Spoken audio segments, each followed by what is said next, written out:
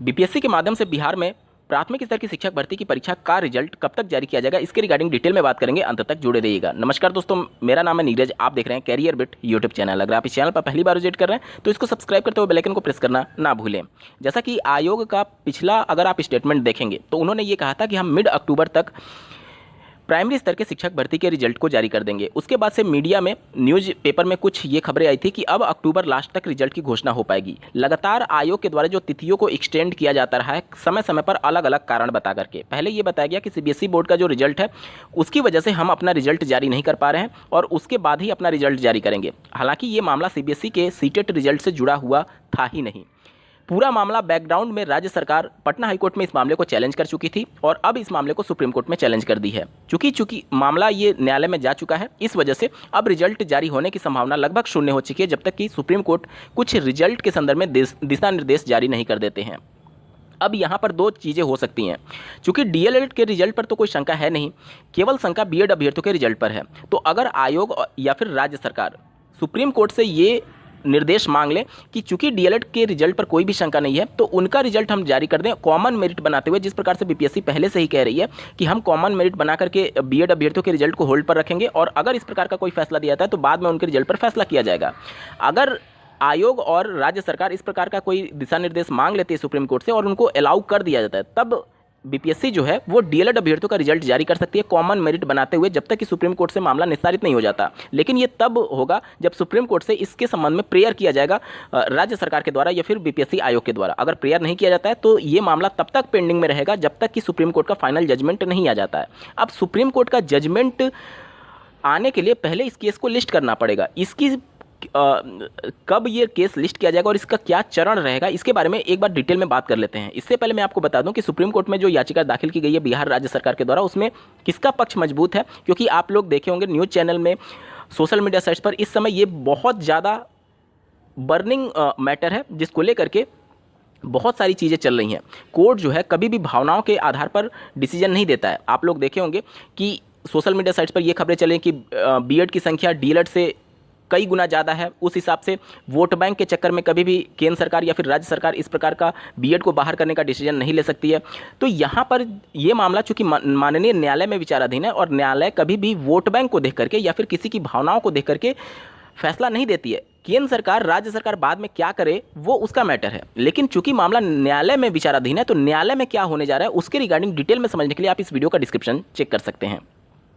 अब आते हैं, देखिए ये मामला चूंकि अब कोर्ट में चला गया है और 3 तारीख तक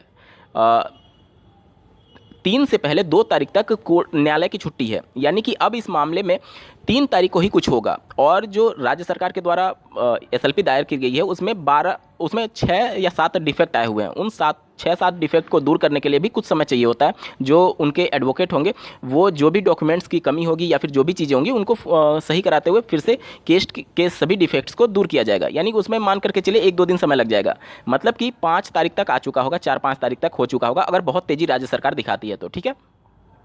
उसके बाद से ये मामला रजिस्ट्रार के पास जाएगा। आपने देखा होगा कि जब पश्चिम बंगाल से 2 याचिकाएं गई थी तो सबसे पहले रजिस्ट्रार के पास गया था और रजिस्ट्रार ने अपने स्तर पर ही उसको निस्तारित कर दिया बिना सुप्रीम कोर्ट के ऑनरेबल जस्टिस के बेंच पर ले जाए हुए ही। यानी कि पहले रजिस्ट्रार के पास ये मामला जाएगा। रजिस्ट्रार पहले इनको देखेंगे कि जो ये मामला पहले से निस्तारित हो चुका है और इसके मामले में बिहार की शिक्षक भर्ती के मामले में ऑलरेडी 3 जजमेंट है। एक तो 11 अगस्त का जजमेंट, दूसरा 28 अगस्त का जजमेंट जो कि बिल्कुल राज्य सरकार की शिक्षक भर्ती से डायरेक्टली जुड़ा हुआ है। 11 अगस्त तो पूरे देश भर से संबंधित है, लेकिन 28 अगस्त वाला मामला जो है वो डायरेक्टली बिहार की शिक्षक भर्ती से जुड़ा हुआ है। और अभी हाल ही में 22 सितंबर को पटना हाईकोर्ट के द्वारा जो फैसला दिया गया है, ये तीनों जजमेंट बिहार की शिक्षक भर्ती को पहले ही ऑलरेडी डिफाइन कर चुके हैं।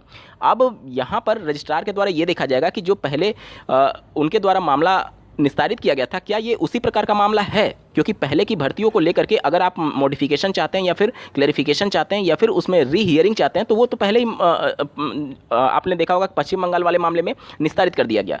तो अगर वहाँ से निस्तारित हो जाता है तब तो ये मामला वहीं पर ख़त्म हो जाएगा। और अगर वहाँ से निस्तारित ना होकर के अगर, क्योंकि राज्य सरकार ने जिस चालाकी से इस एसएलपी को दायर किया है वो बहुत कम चांस है कि रजिस्ट्रार के स्तर पर ये कैंसिल हो या फिर निस्तारित हो। ये सुप्रीम कोर्ट के जो ऑनरेबल जस्टिस हैं उनके बेंच पर जाने की प्रबल संभावना रहेगी, क्योंकि जो गलतियां पश्चिम बंगाल की याचिकाओं में किया गया था उन गलतियों को इसमें सुधार लिया गया है राज्य सरकार के द्वारा। इस पूरे मामले को डिटेल में समझने के लिए आप वीडियो का डिस्क्रिप्शन जरूर चेक करिएगा, आपको पूरा खेल समझ में आएगा।